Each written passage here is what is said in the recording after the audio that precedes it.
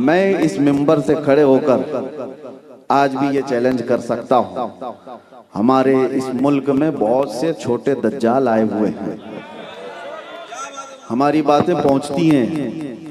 अरे चिट्ठी निकाल करके बाबा बताए ढकोसला तू क्या चीज लेकर के आया था, ये तो रोज के बच्चों के खेल हैं।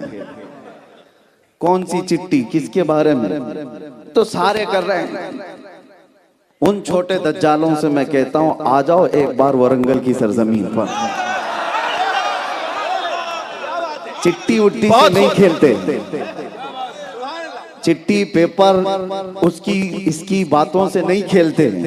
आओ यहाँ साहबे सज्जादा आज भी बैठे, कहानियां नहीं है बाप दादा वो करते थे, बाप दादा ये करते थे, कहानियां नहीं है। आओ हाथ में तुम भी एक सलाख ले लो, ये भी ले लेते। बहुत खूब, बहुत खूब। और खुद से नहीं, तुम इनको डालो, ये तुम्हें डाले। सह सको तो फिर हम भी देख ले। क्या बात है, क्या बात है। मेरे अजीजों, ये वो आस्थाने हैं जहां आज भी हिदायत के नूर फैलते हैं। देखने वालों की निगाहों की कसूर है। अक्सर होता क्या है मैं आपको बताऊं, इंसान के जिस्म के अंदर इतनी अल्लाह की निशानियां हैं जिसे वो खुद नहीं समझ पा रहा है। कुरान में अल्लाह ने फरमाया वफी अनफुसिकुम अफला तुबसिरून, तुम्हारी जात में मेरी निशानियां हैं। अल्लाह फरमाता है, मैं किस लिए कह रहा हूं, तवज्जो। वरंगल की सरजमीन में रह रहे आप, काजी बेट, ये वो मुकद्दस जगह जहां पर बड़े बड़े औलिया आपके इर्द गिर्द आराम कर रहे हैं। होता क्या है, हमारे अंदर की निशानियां हमें नजर क्यों नहीं आ रही। ये जो हम दो टांगों पर खड़े हैं ना, ये अल्लाह की निशानी है। लेकिन होता यह है कि रोज जिस चीज को हम देखते हैं तो उसे वो ताज्जुब नहीं लगता है। तुम्हारा ये चलना फिरना दो टांगों से इतने पूरे जिस्म को लेकर, ये अपने आप में एक बहुत बड़ी ताज्जुब की बात है। लेकिन तुम्हें वो लगता नहीं, क्योंकि रोज देख रहे हो, रोजाना देख रहे हो। आपको ये पता नहीं है, आपकी ये पलकों का झपकना उठना, कभी कभी इसकी तरफ तवज्जो किया। साइंस ने इस पर सालों तहकीक की है। अगर ये बंद हो जाए तो इसको बिल्डोजर से खींच करके भी सही नहीं कर सकते, है इतनी पतली सी ये पलकें तुम्हारी, और अगर ना बंद हो तो खींच के भी नहीं बंद कर सकते। लेकिन बगैर किसी स्प्रिंग के ये रोजाना पता नहीं कितनी मर्तबा झपकती है, उठती है। इसके अंदर कौन सी ताकत है? ये अपने आप में एक निशानी है अल्लाह ताला की आयात में से। हम उसकी तरफ तवज्जो नहीं करते, क्यों? रोज चीज हो रही है। जो चीज हैबिटेट है, आदत में आ गई है, वो इंसान को ताज्जुब नहीं लगती। शायद ऐसी ही कुछ बातें हैं, औलिया आपके इर्द गिर्द फैज खूब लुटा रहे हैं और तुम्हारी नजरें वहां तक नहीं जा रही, देख नहीं पा रहे। इसीलिए किसी ने सच कहा है, न पूछ इन खिरका पोशों को, इरादत हो तो देख इनको, ये दे बैजा लिए बैठे हैं अपनी आस्तीनों में। मैं लफ्ज़ बयाबानी सुनता हूं तो एक अजीब एहसास होता है। तो जंगल को कहा जाता है, जंगल को कहा जाता है, लेकिन अल्लाह वाला जिस जंगल में बैठ जाए वो शहर से भी बेहतर बन जाता है। फिर वो बयाबान लफ्ज ही रह जाता है, हकीकत में नहीं होता। इन औलिया कामिलीन को अल्लाह ताला ने वो असर अता फरमाया है और बड़ा फख्र है मेरे अजीजों।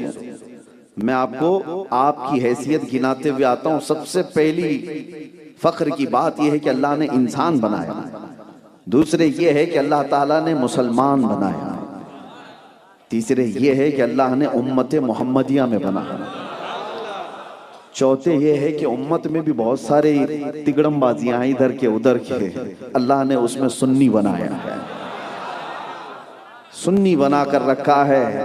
मेरे अजीजों, उस पर मजीद ये है कि अल्लाह ताला ने औलिया के अदब करने वाली जमात में रखा है। तुम कैटेगरी के एतबार से देखा जाए तो चुनिंदा हो, हर चीज में अल्लाह ताला ने तुम्हें उठा करके रखा है। ये डॉलरों और रियालों पर पलने वाली जमात नहीं है, ये आस्थानों के लंगर पर पूरी जिंदगी गुजारने वाली खौफ। फख्र है मैं इस बात पर, फख्र है। अजीज़ाने गिरामी वक़ार, आज तक वो कौमें वहां तक नहीं पहुंच सकी जो पूरे रियाल के भर भर करके भरमार जिस पर हो रही हो, डॉलर जिनके ऊपर खर्चे किए जा रहे हैं, वैसे भी मौलवी हैं बाहर से, चाहे वो अमेरिका से लाने वाले, ईरान से लाने वाले या सऊदी से लाने वाले, अपनी अपनी जमातें चमकाने की कोशिश करते रहे। 100 साल में भी वो वहां तक मेहनत करके नहीं पहुंच पाए। इन दुर्वेशों ने अपने पास बिठा करके जिसको पहुंचा दिया था बगैर किसी रियाल के। यह हकीकी बात मैं कह रहा हूं। चाहे दुनिया आज भी पूरी ताकत लगा दे, अपना पूरा पैसा खर्चा कर दे, आपको पता है जब किसी के पास पावर आता है, ताकत आती है, तो सबसे पहले वो किसका मिशन रोकते हैं? औलिया का मिशन। उनको चलती फिरती जमातों से तकलीफ नहीं है। आज भी देखे, इजराइल जैसा कट्टर दुश्मन इस्लाम, वो भी कहता है उसको भी तबलीगी जमात से कोई डर नहीं है। उनके यहाँ गैर मुजिर चीज है, गैर मुजिर है, कोई तकलीफ देने वाली जमात नहीं है, ये चलती फिरती है। फिर डर किससे है? कहा ये सुन्नियों से, ये जो रसूलुल्लाह के इश्क की बात करते हैं, ये जो मोहब्बत औलिया की बात करते हैं। वजह यह है कि यहाँ ईमान जोश खाता है, और अगर इनमें का एक भी खड़ा हो गया तो हजारों को सुला देगा। पूरी दुनिया ये इसी कौम को अपने निशाने पर रखती है। वजह यह है कि ईमान तुम्हारे पास है। इसी को आला हजरत ने क्या कहा? तेरी गठरी ताकी है और तूने नींद निकाली। सुना जंगल रात अंधेरी छाई बदली काली है, सोने वालों जागते रहियो चोरों की रखवाली है। आंख से काजल साफ चुरा ले या वो चोर बला के हैं, तेरी गठरी ताकी है। तेरी गठरी ताकी है मतलब क्या है? शैतान तेरी ही गठरी चुराने के पीछे लगा हुआ है, और ऐसे में तू सो रहा है। शैतान को दूसरों की गठरी से मतलब ही नहीं। अरे हो तो मतलब, सब कुछ तुम्हारे पास, ईमान तुम्हारे पास है, इश्क रसूल तुम्हारे पास है, इश्क औलिया तुम्हारे पास है, कुरान के आदाब तुम्हारे पास है, सही तफसीर तुम्हारे पास है, सही अहादीस तुम्हारे पास है। ये बेशबहा कीमती चीजें रखे हो तो तुम्हारी गठरी तो देखी गई है। इसको चुराने के लिए पूरी ताकत लगाई जाती है। और ऐसे में आला हज़रत कहते हैं सोना मत, सोना मत, सूना बन है, सोना जहर है, सूना पास है, सूना बन है, सोना जहर है। उठ प्यारे, 3 बार लफ्ज़े सूना है। सूना पास है, गोल्ड तुम्हारे पास है। सूना क्या है? गोल्ड, यानी गोल्ड तुम्हारे पास है। सूना बन है, यही बयाबान है। यानी बन कहते हैं जंगल को, वीरान जंगल है, ऐसे में तुम्हारे पास गोल्ड रखा हुआ है, और ऐसे वक्त में सोना नींद जहर है। उठ प्यारे, सूना पास है, सूना बन है, सोना जहर है। उठ प्यारे। और उस वक्त आला हज़रत कहते हैं तेरी गठरी ताकी है और तूने नींद निकाली है। हाँ, सोना पास है, सोना बन है, सोना जहर है। उठ प्यारे, तू कहता है मीठी नींद है, तेरी मथी निराली है। वो तो निहायत सस्ता सौदा बेच रहे हैं जन्नत का, हम मुफलिस क्या मोल चुकाएं, अपना हाथ ही खाली है। ऐ मेरे अजीजों, मैं आपसे एक बात और अर्ज करते हुए ये तमहीदी बातें कह रहा हूँ कि अल्लाह का करोड़ एहसान है कि औलिया के आस्थानों से उसने हमें वाबस्ता रखा है। दुआ भी यही करो कि क़यामत तक हमारी नस्लें इन औलिया के गुलाम पैदा हो, सर उठाने वाला नहीं, इनके सामने अदब के साथ खड़े रहने वाला बंदा बनाया। जिन लोगों ने भी इन औलिया के आस्थानों से दुश्मनी मोली है, वो हदीस कुदसी में अल्लाह के नबी सल्लल्लाहु तआला अलैहि वसल्लम ने फरमाया, अल्लाह का ये फरमान, मन आदा अली वलियन फक़द आदनतुहु बिल हर्ब, जिसने मेरे किसी वली से दुश्मनी की, मैं उसको अपने साथ जंग का ऐलान करता हूँ। किसकी है ये हिम्मत जो अल्लाह से जंग का इरादा करे? कौन है जो ये जुर्रत रखता है अल्लाह से वो जंग करे? मेरे अजीजों, आस्थाने हमारे जो औलिया कामिलीन के हैं, इस पर अब सारी दुनिया की नजरें, उनमें कुछ टोपी जुब्बे वाले भी हैं और कुछ कुफारो मुशरिकीन भी हैं, और दोनों इन आस्थानों से बुग़्ज़ और अदावत रखने वाले। इनके दिलों के अंदर इन औलिया की दुश्मनी है। अब तो देखो अजमेर मोहल्ला की तरफ उंगलियां उठाए जाए, ये कहां कहां ढूंढेंगे, जहां खोदो वहां कुछ ना कुछ मिल जाए, बस ने होता ही नहीं है। हमसे एक मीडिया वाले ने ये इंटरव्यू लिया था और मैंने कहा था कि भाई यहाँ इतनी सब जो पुरानी पुरानी इमारतें दिखती हैं सब पर दावा ठोक देते हो, औलिया के आस्थाने वो थे ये थे, दुश्मनी किस बात की? दुबई जाते हो वहां भी दावत ठोक दो, ये बुर्ज खलीफा नहीं ये बुर्जेश्वर है।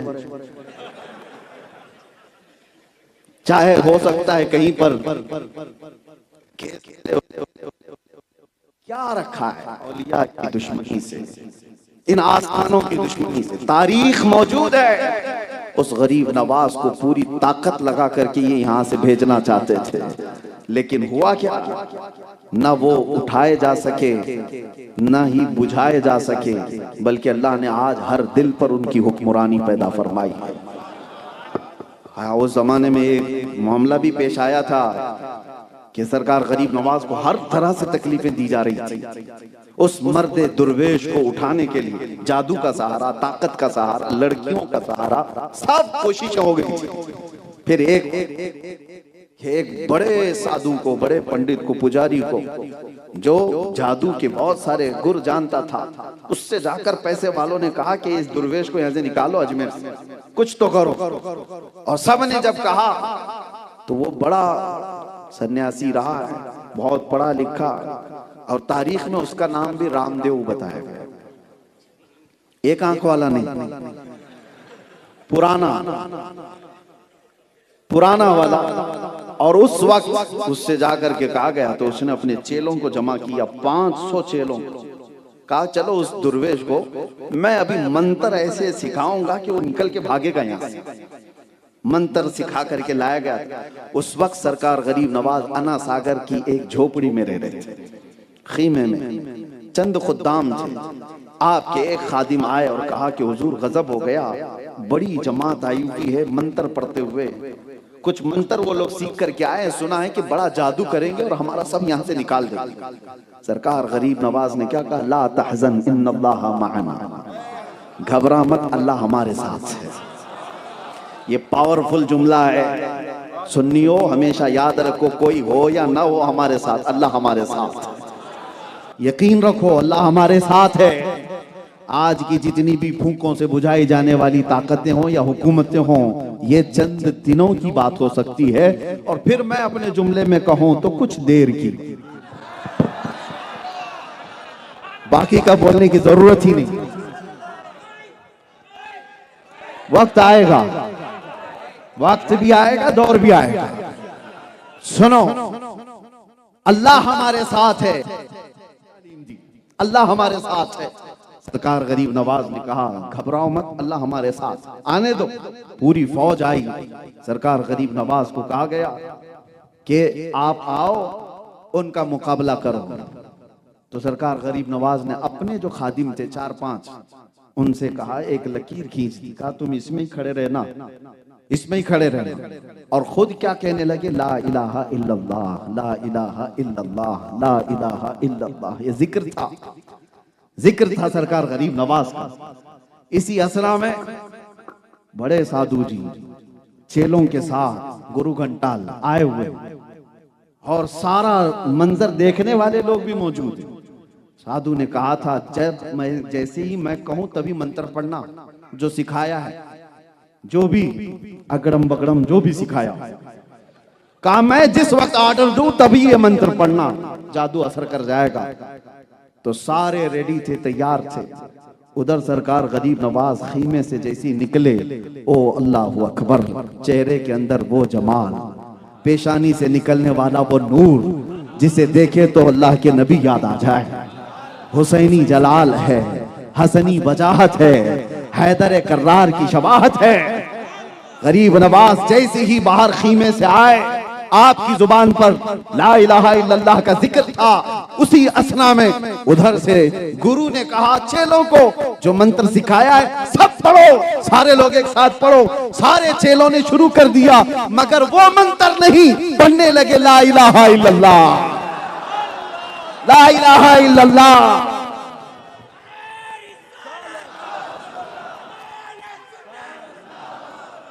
सरकार गरीब नवाज ने देखा और खुद्दाम भी देख रहे हैं, अरे ये सीख के क्या आए थे और पढ़ क्या रहे हैं। और मेरे अजीजों, ये कोई जोक नहीं, लतीफा नहीं, तारीख की सच्चाइयां हैं। 500 लोगों ने कलमा पढ़ा था, तो जो सिखाकर उस्ताद लाया था वो कदमों में गिरा और कहा ये चेहरा किसी झूठे का नहीं हो सकता, ये झूठे का चेहरा नहीं हो सकता। मैं खुद भी वही कलमा पढ़ता हूं जो आपकी जुबान से निकलता। बरसों तक सरकार गरीब नवाज की खिदमत किया और खिलाफत से भी सरफराज किया। सरकार गरीब नवाज मुरीद भी बनाए और खिलाफत से भी सरफराज किए। ये औलिया कामिलीन के आस्थाने हैं। अजीजा ने गिरामी वक़ार, दीन जो फैला है, इस्लाम जो फैला है, आपको ये बातें इसलिए बताई जाती हैं कि आज का नौजवान ये समझता है कि गूगल से हमारे पास दीन आ गया है, इंटरनेट से दीन आ गया है। पता नहीं कैसे कैसे जोकर आ गए हैं इंटरनेट पर, नौजवान उनकी फिदाई बन गए। क्या रेफरेंस देता है, क्या नंबर बोलता है। वो इंजीनियर है, कोई डॉक्टर है, कोई प्रोफेसर है। तुम इंजीनियरों के दीन पर हो कि गरीब नवाज के दीन पर हो? दीन प्लम्बर से, इंजीनियर से नहीं आया है। दीन आया है तो अफजल बयाबानी जैसे बुजुर्गों से आया है। दीन आया है तो ख्वाजा दक्कन से आया है। हमारे पास दीन आया। अरे इनको तो पेशाब का सलीका नहीं मालूम, जो दीन सिखाने के नाम पर बैठे हुए हैं। उन्हें किस चीज का सलीका है? ये औलिया पर भौंकने वाले लोग, आस्थानों की बेहुरमती करने वाले लोग, वो दीन के पैरोकार हो सकते हैं? दीन के अलंबरदार हो सकते हैं? मैं नौजवानों से कहता हूं, तुम्हें क्या हो गया? हर चीज को गूगल पे क्यों देखते हो? हर चीज को। मैंने अभी एक फतवा पढ़ा, बहुत बड़ा मुझे अच्छा भी लगा। जामिया अजहर मिस्र ने ये फतवा दिया, 4-5 दिन पहले की बात। AI आ गया है, आर्टिफिशियल इंटेलिजेंस, हर चीज बोल रहा है, हर चीज, सबकी नौकरियां भी खा रहा है। जो बोलो सब, असाइनमेंट पूरे, वकालत के केस डाल दो वो पूरे, प्रिस्क्रिप्शन डाल दो तो डॉक्टर की सारी बातें बोल रहा है, सब कुछ कर रहा है। अरे नकली आदमी भी बन के बात कर रहा है। ऐसे में एक सवाल आया है कि AI से कुरान की कोई आयत पढ़ करके उससे कहें इसकी तफसीर बोल, तो वो तफसीर कह रहा है, तफसीर बोल रहा है, क्योंकि जितनी लोडेड है उतनी तो कहेगा, जितना बताया गया वो सब बताएगा। लेकिन फतवा ये आया कि कुरान की आयत AI से पूछ करके तफसीर हासिल करना जायज नहीं। इसको यहीं पर रोक दिया गया है। यही से मैं समझाना चाहता हूं, हर चीज वहां से हासिल करने वाली नहीं होती जो आप वहां से ले रहे हो, क्योंकि तुम्हें पता ही नहीं सही क्या है गलत क्या है, तमीज ही नहीं कर सकते, तो कैसे तुम दीन वहां से हासिल करोगे? हमारे बुजुर्गों ने दीन जो हासिल किया, कैसे हासिल किया? बायजीद बुस्तामी की माँ है, बच्चे को लेकर के आई उस्ताद के पास, कहा इसको अपने पास रख लीजिए, दीन सिखाई। कहा आप खुद भी आलिमा हैं, आप सिखाएं। कहा हम चाहते हैं कि बुजुर्गों से जो चला है वो मेरे बेटे के अंदर आ गया, खुद सिखा सकती, उस्ताद के पास ले जाकर के रखती हैं। दीन सिखाने का जज्बा ऐसा होना चाहिए। बायजीद बुस्तामी की माँ उस्ताद से ये भी कह के आती है, मेरा बेटा मेरे बगैर सोता नहीं है, अकलौता बेटा है और इसको मेरी आदत लगी हुई, चाहे कुछ भी बहाना करे घर मत भेजना, नहीं तो इसकी तालीम में फर्क पड़ जाएगा। उस्ताद ने कहा ठीक है। दिन गुजरे, 2 दिन, हमें पता है मदरसों में जब ले जाकर के हमें शुरू में भेजा जाता था, कितने दिन तक रो रो करके गुजारते थे। माँ याद आए, बाप याद आए, भाई याद आए, बहनें याद आए, बहुत ये सारे हालात। और कितने तो बच्चे इसीलिए भाग चले जाते, रुक भी नहीं पाते। बायजीद बुस्तामी पढ़ते रहे, 8 दिन गुजरे थे, 8 दिन। तवज्जो चाहता हूं, उस्ताद से कहा कि मेरी माँ से मिलना है, छुट्टी दे दीजिए। उस्ताद ने ऐसा कर दिया कि ये छुट्टी मिले ही नहीं उसको। कुरान याद कर रहा है, रोजाना 1 सफा सुनाता था, तो उन्होंने कहा 8 सफे सुना देगा तो छुट्टी, 8 सफे कुरान सुना दे छुट्टी। वो बायजीद बुस्तामी थे, गए लगन के साथ पढ़े, 2-4 घंटों में ही आए, उस्ताद से कहा मुझे छुट्टी दीजिए। उस्ताद ने कहा तुझे पता नहीं है मैंने क्या कहा? कहा हुजूर 8 सफ़े याद कर चुका हूं। सुन लीजिए। अब उस्ताद दंग रह गए कि ये बच्चा जो थोड़ा सा सुनाता है वो इतना कुरान कैसे याद किया। सुनने लगे तो सब सुना दिया। अब इनके पास कोई बहाना ही नहीं रह गया था बच्चे को रोकने का। कहा जा छुट्टी है जाके आ, लेकिन शाम से पहले आ जाना। इधर उस्ताद ने भेजा था, बायजीद घर गए। माँ का दरवाजा बंद था, घर का दरवाजा बंद था। खटखटाया, जब घर से करीब हो रहे थे धड़कनें बढ़ती जा रही थी। जिस घर में उनकी आंखें खुली, माँ को देखा है। जैसे ही दरवाजा खटखटाया अंदर से आवाज आई, कौन है? कहा माँ तेरा बायजीद आया है। तो माँ ने फौरन क्या कहा, कौन बायजीद? कौन बायजीद? माँ अपने बेटे से ऐसे पूछ सकती है? माँ अगर अपने बेटे का नाम याद ना रखे तो फिर कौन याद रखता है? बायजीद ने कहा माँ तेरा बेटा। माँ ने कहा मेरा एक बेटा था, मैंने अल्लाह को दे दिया, अब मेरा कोई बेटा नहीं। मेरा एक था, मैंने उसे दे दिया है अल्लाह की राह में दीन के लिए, मेरा अब कोई है नहीं। बायजीद दरवाजा नहीं खोला, बगैर माँ से मुलाकात किए वापस फिर उस्ताद के पास आ गए। जिंदगी पूरी बीत गई, पढ़ते रहे। एक दिन खबर आई कि बायजीद की माँ का इंतकाल हो चुका। सीधे जनाजे में जाना हुआ। ये दीन सिखाने का निजाम हमारे बुजुर्गों का था। ले जाकर के उन्होंने ऐरे गैरे नत्थु खेरे के पास नहीं कहा कि यहां से दीन ले ले, यहां से दीन ले ले। दीन हमारे पास बुजुर्गों से ही होकर के आया। अपने बच्चों को ये तलकीन करके जाओ, दीन वही सही है जो औलिया के आस्ताने से होकर के आया, जो औलिया कामिलीन के सलासिल से होकर के आया। हम सुन्नी हैं, चाहे जो भी जितनी आलोचना करें हमारी, हम अपना दरवाजा नहीं छोड़ सकते, हम अपना घर नहीं छोड़ सकते। बाज लोग ये सोचते हैं कि बहुत अब मॉडर्न जमाना है, तरक्की याफ्ता जमाना है, अब वो पुराने ख्यालात से निकलना चाहिए। इनको क्या पता पुराने ख्यालात से निकलने का अंजाम क्या होता है। मैंने पढ़ा था एक दानिश्वर अमेरिका की तरक्कियों पर फरेफ्ता थे, मगरिब के दिलदादा थे। उस दानिश्वर की एक बात मैं बता रहा हूं, बड़ा मुफक्किर है, साइंसदान है। उसने तसव्वुरात में एक किताब लिखी, कहा मैं मगरिब की बहुत सारी तरक्कियात पर बिल्कुल ऐसा था कि दिल दे बैठता, जान दे बैठता। ये कहां से कहां को पहुंच गए, चांद में पहुंच गए। इन्होंने सूरज की किरणों को कैद कर लिया है, जमीन का सयाल मादा निकाल कर न जाने क्या क्या केमिकल बना दिए, बोलता हुआ आला बना दिया, सब तरक्कियां कर ली हैं। एक बार चल करके देखते हैं ये गुंबद खजरा की तरक्की क्या है, गुंबद खजरा की तरक्की क्या है।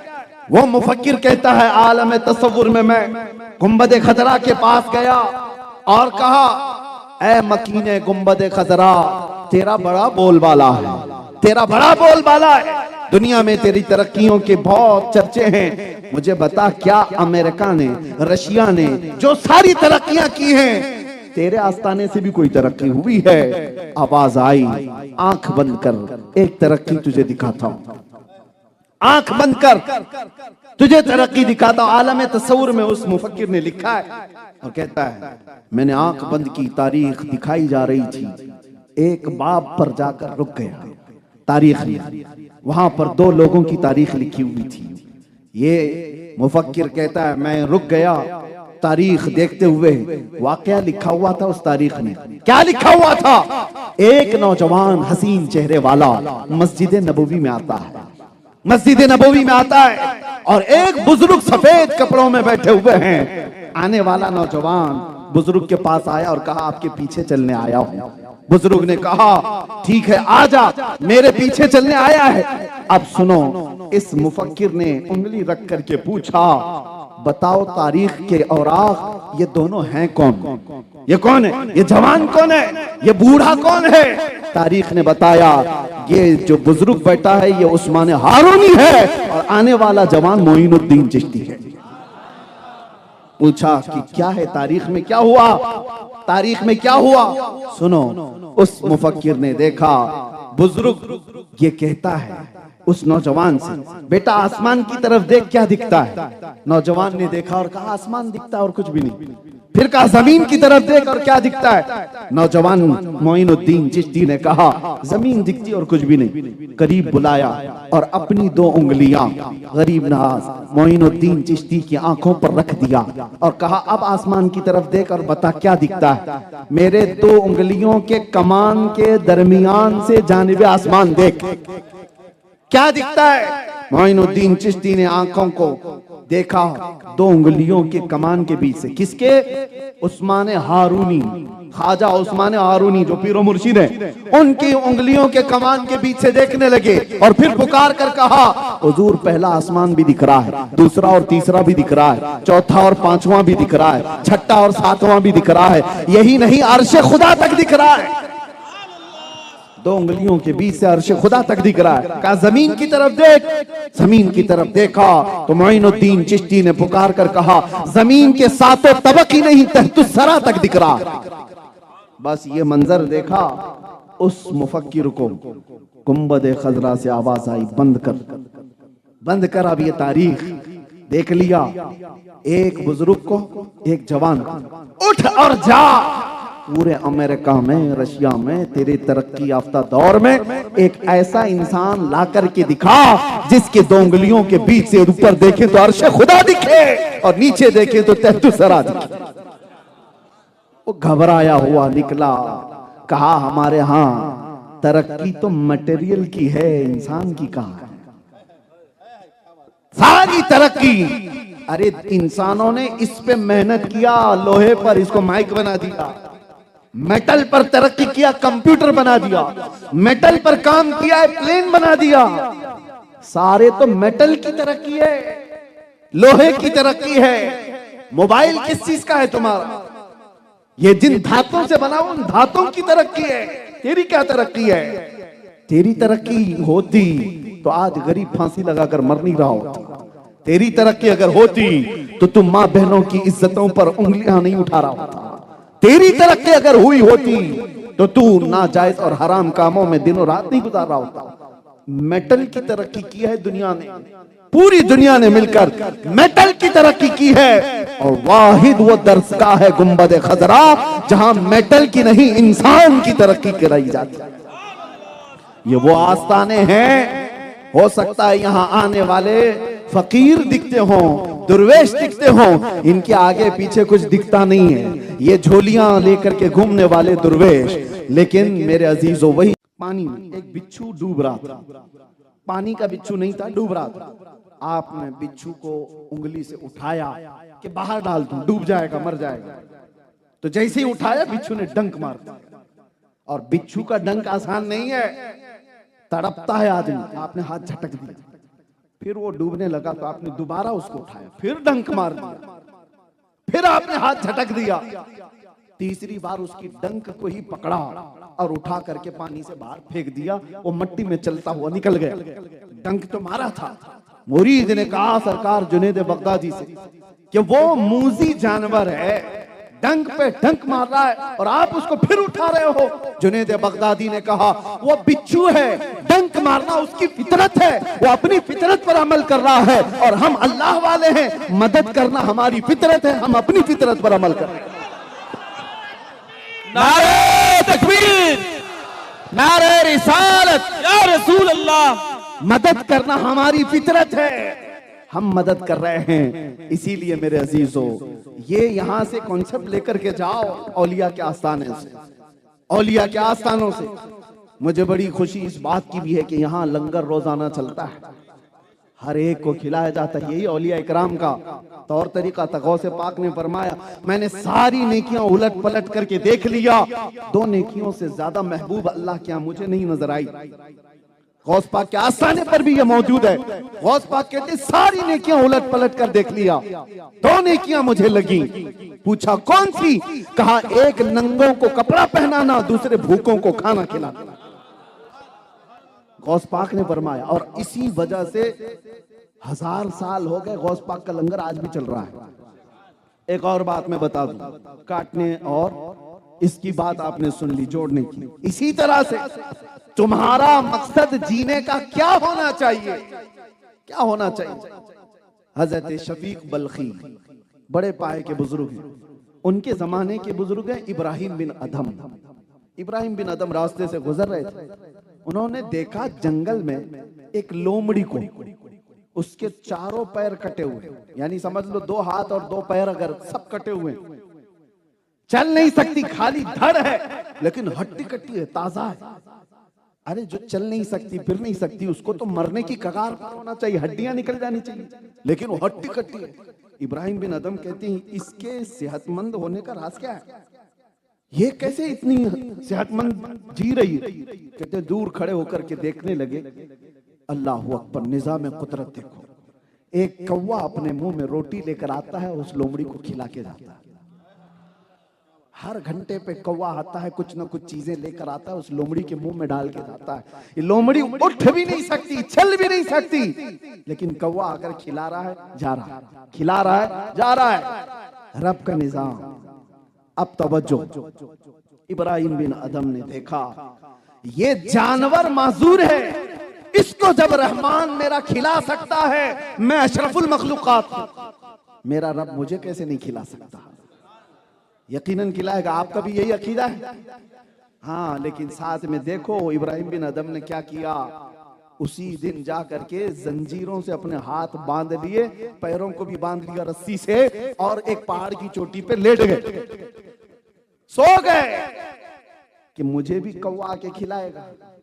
कोई कौवा सुबह से शाम तक आया नहीं, भूखे रह गए। दूसरा दिन आया, कोई कौवा नहीं, कोई चूंटी भी नहीं। वहां खिलाया जा रहा है, यहां नहीं खिलाया जा रहा है।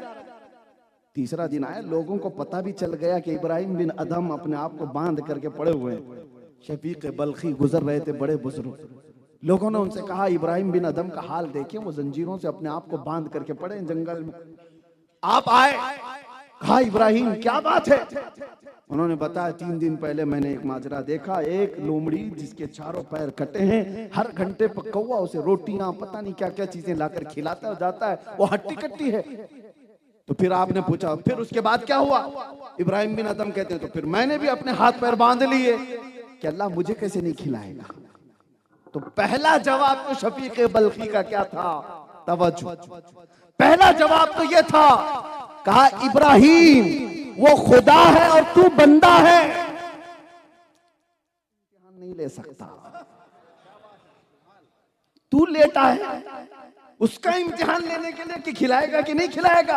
अरे उसकी मर्जी हो तो 70 दरवाजों के अंदर भी खिलाएगा, तुम उसके ऊपर वाजिब नहीं कर सकती। पहला जवाब तो ये।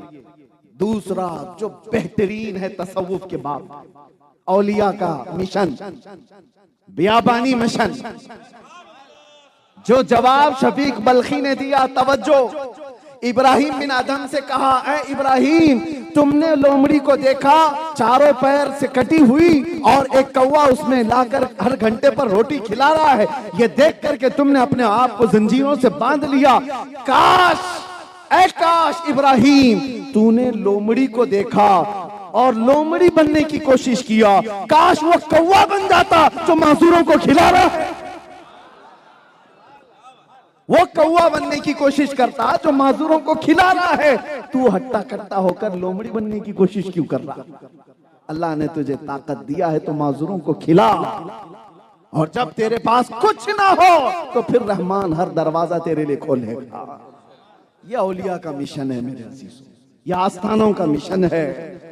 दूसरों की मदद करना और खास तौर पर टांग खींचने वाली जो आदतें, एक दूसरे को खींचना, औलिया के मसलक में कभी नहीं रहा, कभी नहीं रहा। सबसे पहले वो दिलों को पाक करते हैं हसद से और कीने से, बुग़्ज़ और अदावत से।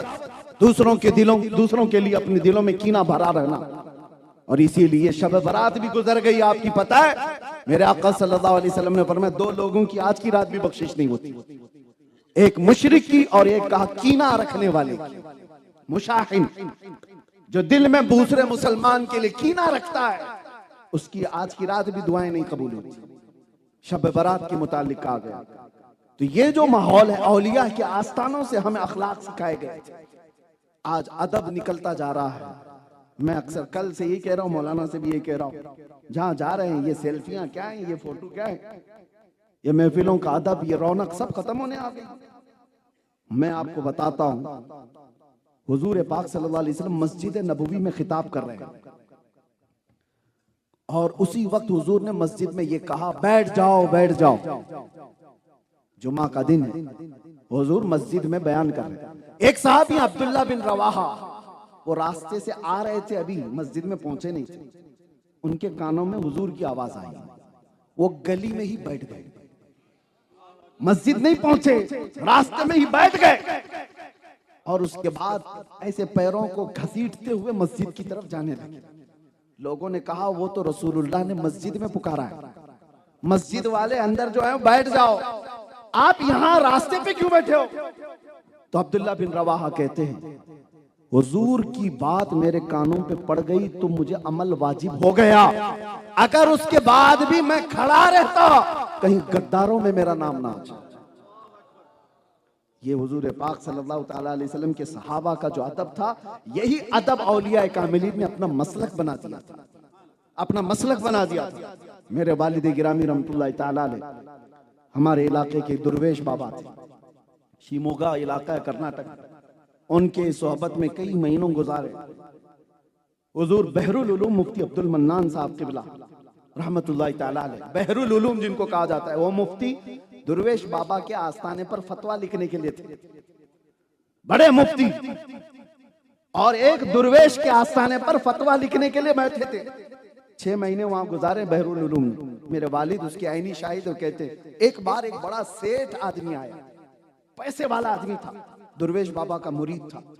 वो आया और जो तिपाइयां रखी होती है ना, हम तो जो मौलवी हजरात है वो नीचे बैठ के पढ़ाते हैं, तिपाई जो टेबल रखे होते हैं, उसने उसको फलांग करके जल्दी से दुर्वेश बाबा से मिलने की तमन्ना की, क्योंकि हजरत रूम में थे और बहरुल उलूम मुफ्ती अब्दुल मन्नान बैठे हुए नहीं थे, दरसगाह में नहीं थे, वो तो अपने कमरे में थे, लेकिन उनका गद्दा बिछा हुआ, टेबल लगी हुई थी, उसको वो फलांग करके आया।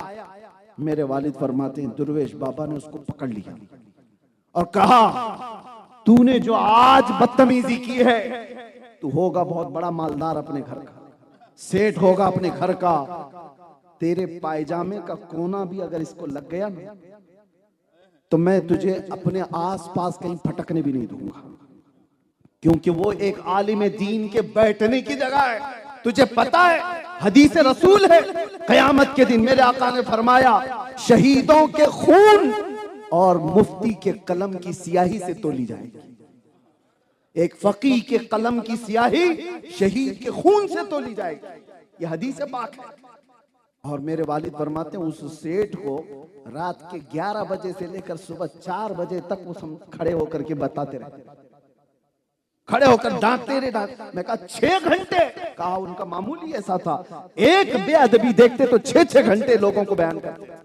ये हम बुजुर्गों के आस्थानों से सीखे हुए, ये हमारी कौम को आज क्या हो गया, आते हैं कमर में हाथ डाल करके सेल्फी लेना चाहते हैं, गले में हाथ डाल करके उलमा के साथ खड़े होना चाहते हैं। मेरे अजीजों, सुन्नियों का ये माहौल नहीं हो सकता। सुन्नी तो मशहूर ही था अदब में। हमको जो दुनिया टॉन्ट मारती है, किस बारे में मारती है कि ये बहुत ज्यादा अदब करते हैं, हमको अदब में ही दुनिया पहचानती है। कुरान का अदब करने वाले हम लोग हैं, नबी पाक का नाम आए तो अंगूठे चूमने वाले हम लोग हैं। औलिया कामिलीन से वाबस्ता कोई चीज हो तो उसे जमीन पर रखने नहीं देते, चूम कर ऊपर रख देते। ये सुन्नियों के घरों में माहौल है या नहीं? अरे फातिहा भी अगर हमारे घर में हो जाए, शीरनी का अदब करते हैं। ये सुन्नियों क्या है? तो जो कौम अदब में थी वो आज बेअदब क्यों हो रही है जलसों में? इस चीज का ख्याल रखो, औलिया कामिलीन के आस्थानों से अदब सीखो। बस अब मैं अपनी गुफ्तगू को खत्म करते हुए आखिरी ये बात अर्ज करूंगा, इन औलिया का मिशन क्या था? ये आए दुनिया में, ये हलके बनाने नहीं आए थे, ये चेले बनाने नहीं आए थे, बल्कि ये आए थे, इनका एक कलमा मैं आपको बता दूं। मौलाना जलालुद्दीन रूमी फरमाते हैं, कहा कि लोग आपको बहुत चाहते क्यों हैं? आज लोग टूट पड़ते हैं आपकी तरफ। मौलाना रूम ने क्या कहा, हमारी हैसियत ऐसी है जैसे हाथ में शीशे का एक टुकड़ा, दिन के उजाले में शीशे के टुकड़े को दीवार पर इधर उधर कहीं पर भी आप घुमाओ, शीशे की रोशनी जाती है कि नहीं जाती? दीवारों पर शीशे की रोशनी जाती है। तो मौलाना जलालुद्दीन फरमाते हैं वो शीशे की रोशनी, हम भी बचपन में खेलते थे, आप भी खेलते रहे होंगे, शीशे का टुकड़ा लेकर दिन में आप ऐसे सूरज को दिखाते और फिर दीवारों को उजाला करते रहते, उसकी एक रोशनी पड़ती है। मौलाना रोम फरमाते हैं वो जो शीशे के टुकड़े से दीवारों पर और पत्थरों पर रोशनी पड़ती है वो शीशे की नहीं होती, वो सूरज की होती। शीशे की नहीं है, वो सूरज की है। ये मिसाल इसलिए दे रहा हूं, या औलिया कामिलीन या उलमाए सालिहीन, इनकी अपनी रोशनी नहीं होती। ये बात करते हैं मुस्तफा की, चमक वहां से पड़ती है और ये जिस तरफ घूमते हैं हर जगह रोशन होती है, हर जगह रोशन होती है। ये कहां से आई हुई रोशनी? उसी आफताब रिसालत से, उसी मोहम्मद अरबी के आस्थाने से। इसीलिए इन आस्थानों का एक ही मिशन है, एक ही मिशन है, उन्हें जाना, उन्हें माना, न रखा गैर से काम। लिल्लाहिल हम्द में दुनिया से मुसलमान गया। ये औलिया का मिशन है। आज ले उनकी पनाह, आज मदद मांग उनसे, कल न मानेंगे क़यामत में अगर मान गया। इश्क रिसालत ना हो तो मेरे अजीजों कोई किसी वली का अदब भी नहीं कर सकता। औलिया के आस्थानों पर आज जो सज्जादगान है, मैं बड़े अदब के साथ इनकी बारगाह में अर्ज करता हूँ कि इनका जो मिशन है बहुत बड़ा मिशन है। गरीब नवाज का, निजामुद्दीन औलिया का, कुतुबुद्दीन बख्तियार काकी का, ख्वाजा दक्कन का, इनके जो सलालत मौजूद है, इनके जो आस्थाने मौजूद है, नसब मौजूद है, ये सब का सब मिशन एक ही है, नामूस रिसालत की हिफाजत।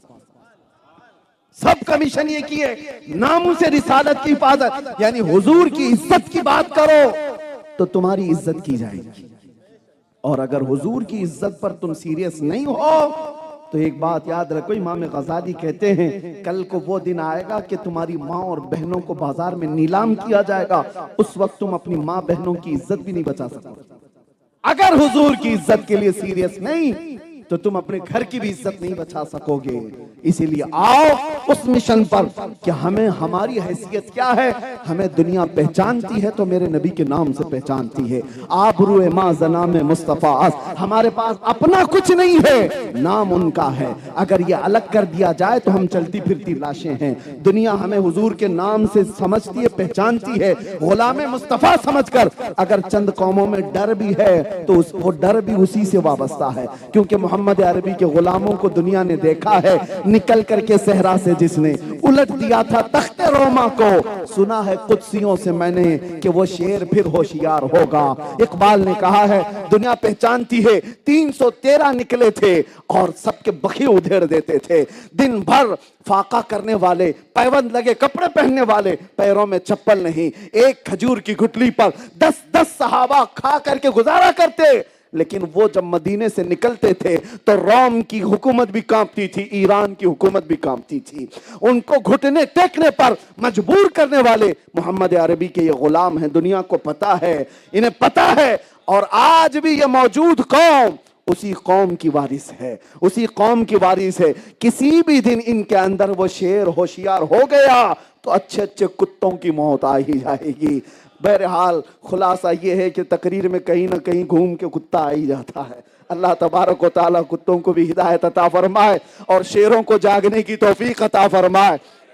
अल्लाह करीम मोहम्मद अरबी के शेरों को उसी तरह जिंदा रखे जैसे खालिद बिन वलीद को रखा। हैदर कर्रार के बाजुओं की ताकत अता हो और शहाबुद्दीन गौरी की और